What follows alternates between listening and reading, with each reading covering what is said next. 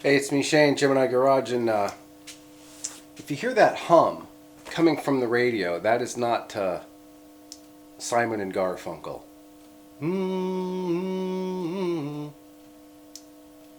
No. That is your frequency counter in an older Galaxy.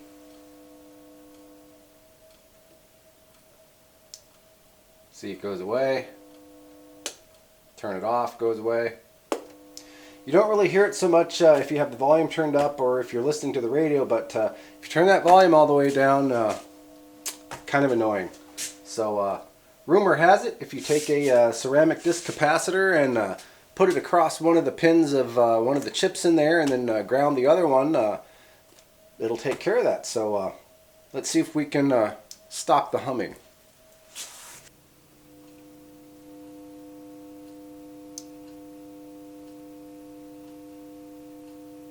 Yeah, it's pretty annoying when you got the volume turned all the way down. So let's zip this thing apart real quick. Okay, so there's a couple of different fixes for this. Like I said, the original information I had was wrong, and that's a common wrong problem. So I'm trying to find the other paper that I had it written down on of what it is you're supposed to do that you shouldn't do, but of course I can't find that now. So the way the improper instruction is it's you put the disc capacitor in between pin 8 of TC5032.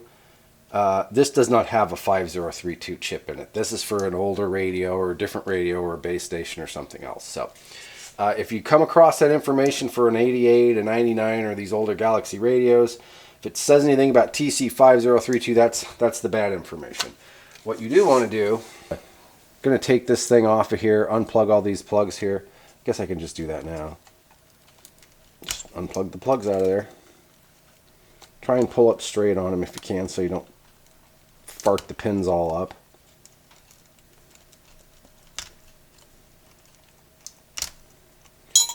And there we go. And then over here, we're just going to loosen this screw over here.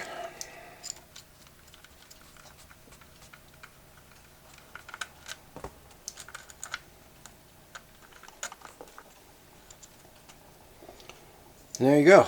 Got the whole thing out so we can deal with it out of the radio now. So, bit of a project here, but doable.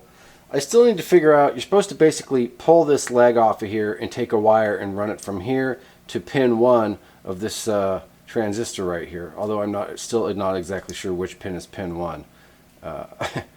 Because it's different on different transistors, and so I'll figure that one out. But it also says to put in a larger capacitor here with a higher voltage. This is 16 volt with 1000 UF or whatever, or microfarad or whatever it is.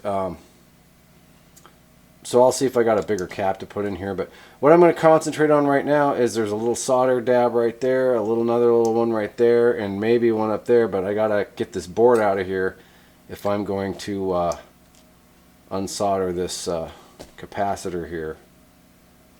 I mean, if I knew exactly, I could probably snip this leg here down to the board and pull it up and then just run a wire over there, and that would probably work. But there's a couple other things I need to check out while I'm in here, so I'm going to go ahead and try and desolder those, and I'm going to use the handy dandy desoldering gun here to try and do that with. So let's see. Get my glasses on. It's always a good idea to wear magnifying glasses, even if you've got good eyesight, just because when you're soldering.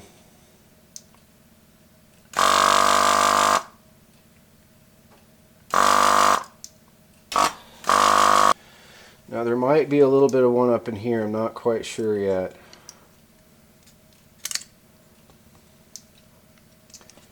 Let's see if this thing's 1, 2. Oh, it seems like it's coming out of there. There might just be a little blob in that corner there.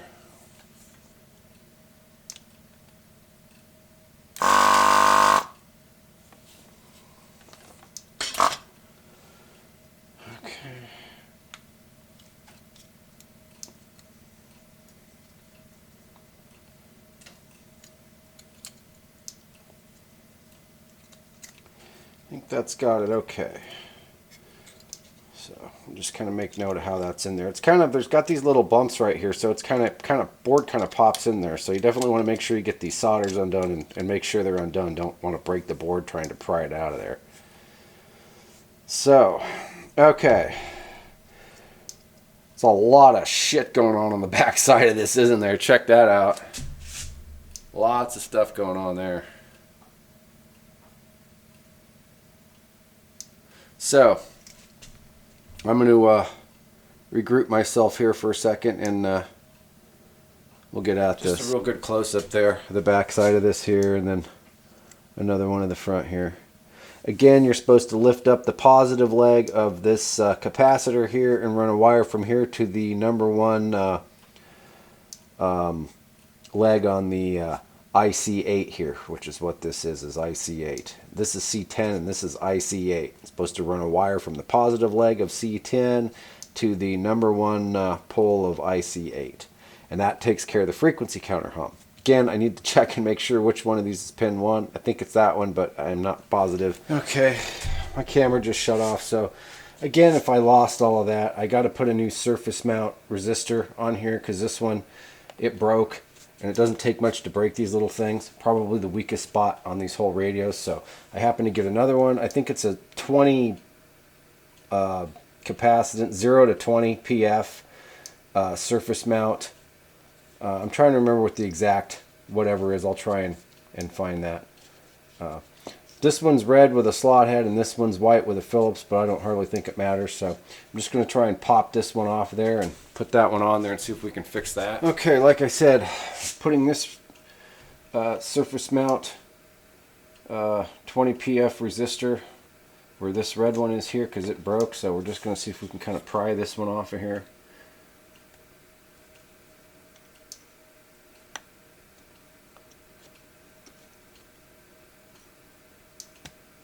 Alright, we got it loose on that end there. So this one here, we should just be able to just touch that and it fell off of there. Okay. Now let's put our new one on. Now let's see. Now you should be using really a heat gun for this kind of stuff, but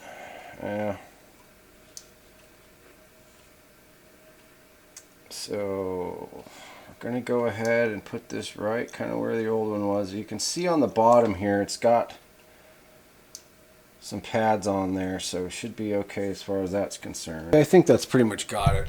I took the variable resistor off and put a couple of 2 little daubs of solder where the pads were and then set that on there and then heated them up and it kind of fell down into there. So I think we're good. I've got a hot air gun with a small tip on it. I might try to heat this up and flatten it and level it on there. If I feel a little more adventurous, I'll just have to see. I got a couple more things to do, so I'll try and get back to Okay, so it calls for a higher voltage capacitor, like maybe a 25 volt instead of 1,000. Or a 25 volt 1,000 instead of a 16 volt 1,000. All I've got laying around is a 16 volt that's a 1500, so it holds a little bit more. It's a little bit bigger, so that's a little bit better. And so I'm going to go ahead and what I'm going to do is I'm going to go ahead and take this one out. And then since I got to rig up a wire to run from basically this here, the positive, over to here, I'm going to go ahead and kind of try and set all this up. So all I got to do is solder that in there and deal with the wire situation. So I already have this plugged in real quick. Just going to hit it with this real quick here.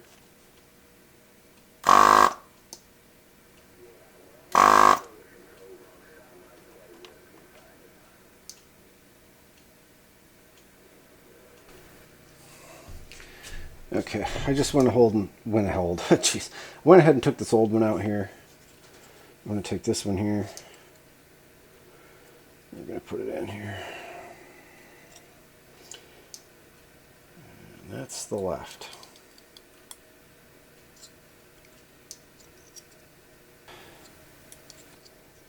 I'm just going to lay it back like that because that's how it's going to sit. Flip this over. Put some solder on this here.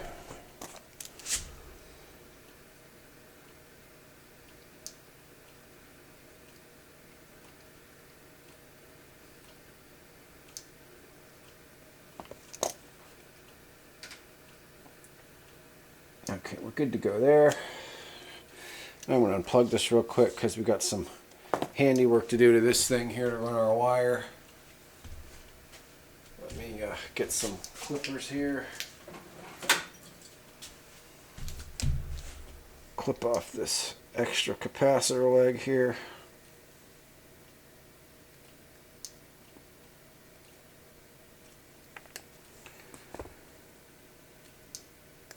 Okay, now that's the negative side. Now we're going to take our positive, and I'm going to get some shrink tubing,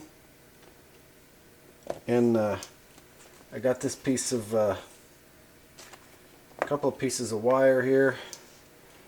I think maybe I'll take this one here, and we'll just fix it up there.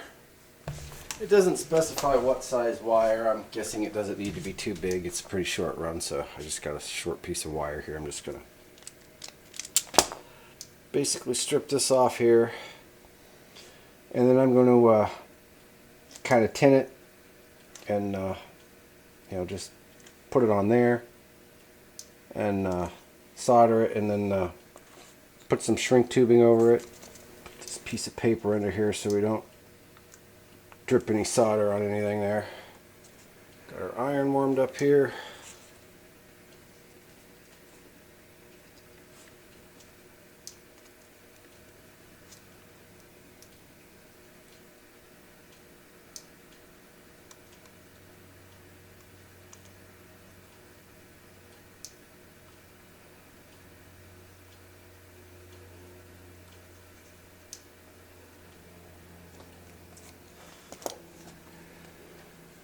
Should be good to go there.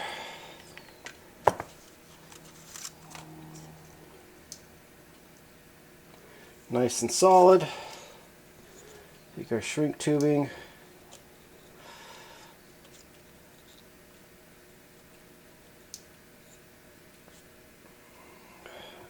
Put this over down as tight as we can up against the top of the cap there. Then I'm going to shrink that down on there.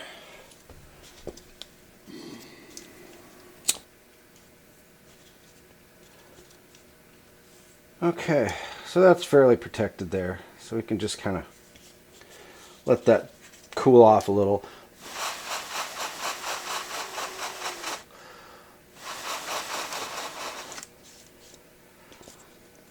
Okay. And then next all we really need to do is just trim this end off and put that on our number one pole here, which I believe is this one here. But I'm going to triple check. You could, I guess, go underneath it and solder it there. I think you could probably just tack it like that there. I'm going to think on that one for a minute there. I don't really think it matters. It's probably just as easy just to kind of tack it to the top there. I'm just saying that because the way this board goes into the case, you want to be able to route the wire. I think I'm just going to go ahead and reinstall it in the radio and tack it to that pin after it's already in there, and that way I can make sure everything's going to fit in there right like it's supposed to. But there we go. We managed to replace our surface mount little deal there. I think that's going to be good enough. I'm not going to run the hot air over it. It looks like I got it tacked on there pretty good. So those things aren't on there with a whole hell of a lot to begin with, so should be good there.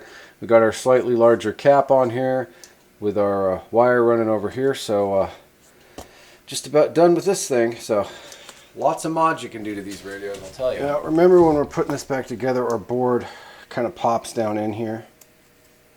You got this wider area on this side here for these two pin ports here, and then the shallower one on the front here. And just kind of got to slide it down in there.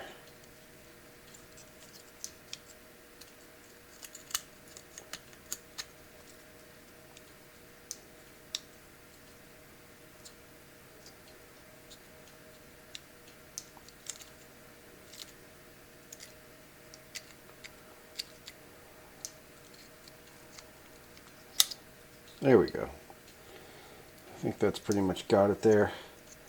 We need to resolder our little spots right there, right there, right there, and in that corner right there.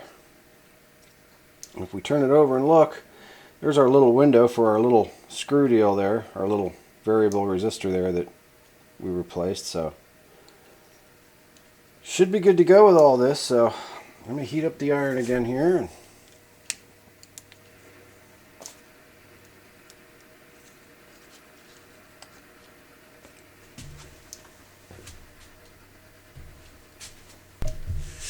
okay, well, all we need to do is connect this, put this back in the radio, connect this to the proper pin, and we should be good to go. So, and as far as adjusting this thing down here, I'm going to wait until I align the radio and do some other stuff before I mess with that.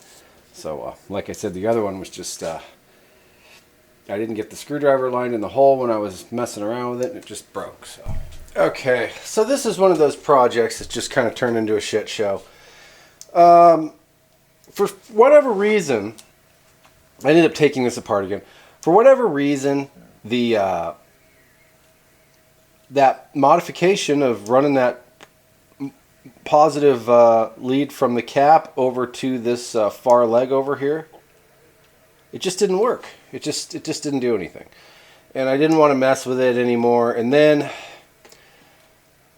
so I thought, well, maybe there's something else that's not right. And so I just decided that since it seemed a little quieter, so I said, you know what, I'm just going to recap it, because I had a couple of these other caps. So I just replaced, I just recapped the 3 caps that were on here, put it back on there, and I'm just going to leave it. There's another modification that you're supposed to take the disc capacitor and run it from one place to another, but I can't find the resistor that it says you're supposed to run it to. So and then the other little thing that happened in the mix of doing all this is one of the little wires pulled out of here. This little white wire pulled out of this plug here. So I got to fix that. And so that's just kind of one of those things where if something's not working right, or the modification's not working, or it's just... and again, this is one of those things where it says try to do that modification, and then there's another one you can do both of them. It usually works, but for whatever reason, it just didn't in this situation, and there's just no sense in continuing to screw with it and do all that. So I just kind of put it back the way it was, recapped it. I'm going to fix this wire here, and we'll get Humpty Dumpty back together again. But again, it wasn't all lost. We got our little variable resistor thing replaced under here, and we got this thing recapped. So yeah, not going to complain about that. So what I'm going to do now is fix this little wire situation here. Also, all this crap here, this foam double back tape on the bottom of this was coming off, and so this was getting kind of sketchy, and so needed to kind of fix that. So got plenty done. So I'm going to tend to this wire here. And a little white wire just pulled out of the socket there. You got to be careful with these. And I mean, I wasn't yanking on it, but it happens. All right, pain in the ass, but we're getting there. So basically what I did, if I would have tried maybe a little harder, but man, I was having a hard time. The proper thing to do would have been, of course, to try and get this old pin out of here, the socket, out of the socket, and reattach, solder this wire to it and pop it back in there. But man, I was really having a hard time trying to get that thing out of there, and I didn't want to totally jack it up. So I ended up taking a piece of leg off of a capacitor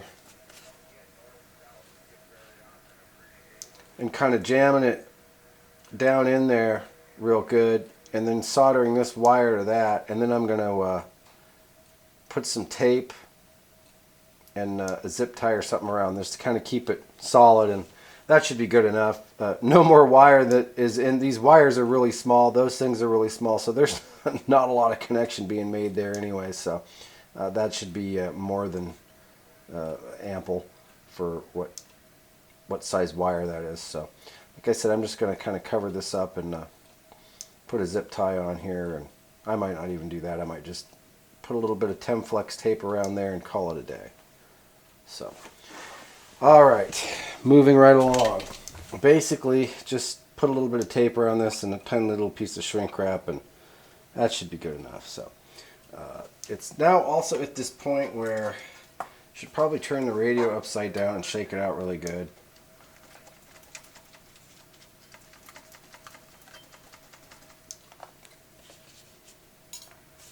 Okay. Guess I can go ahead and put this lid back on here. There we go.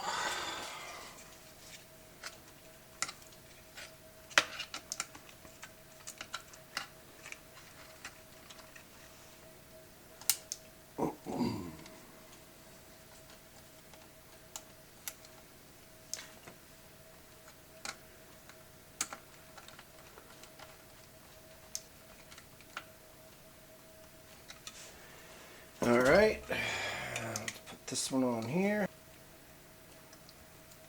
And again, these are all things that, you know, wire pulling out. This is all stuff you got to check for on these radios. Old, new, it doesn't really matter. I mean, some radios have a better reputation for this stuff than others. And these of this time period weren't bad, especially compared to some of the stuff there is out there now. Okay.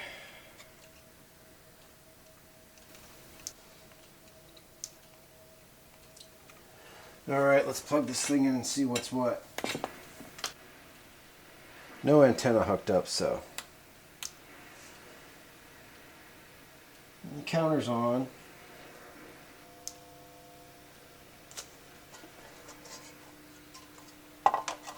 You can still hear it, but it's not quite as loud, I don't think.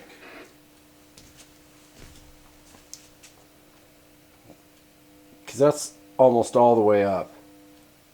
And before you could start to hear it, about 10 o'clock, 11 o'clock. It's a good halfway now. And you can't hear it.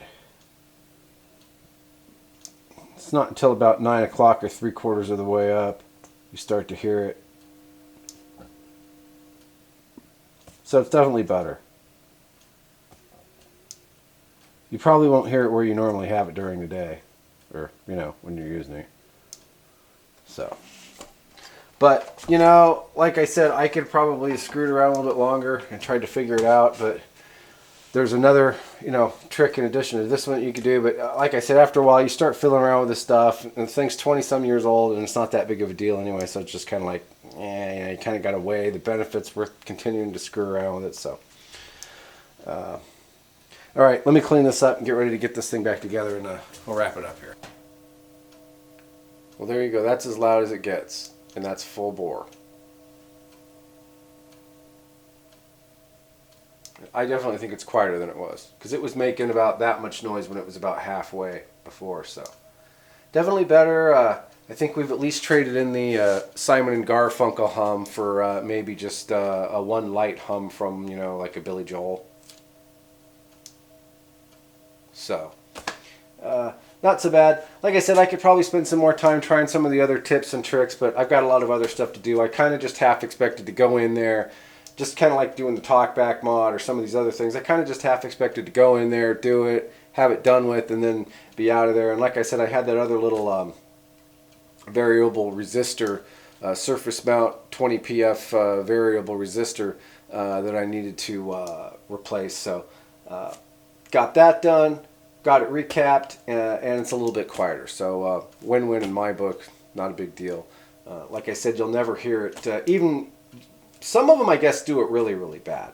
This one here, if you know you were talking on it or whatever, you couldn't hear it. Just only if you had the volume turned all the way down. So, well, I hope you learned something. I hope that helps you either, if not fix your hum, recap your your frequency counter module. I would think you could get replacements of some of this stuff, because they're starting to come back out with they've already come out with the Superstar 88s, which is basically the Galaxy 88, and then I think they're maybe going to come out with another run of these too, so they may have some of these parts becoming a little bit more available. I don't know. Or if you've got a bunch of these radios or a couple of these radios and you need some parts, you might just have to break down and buy a newer one, you know, and to fix your old radios.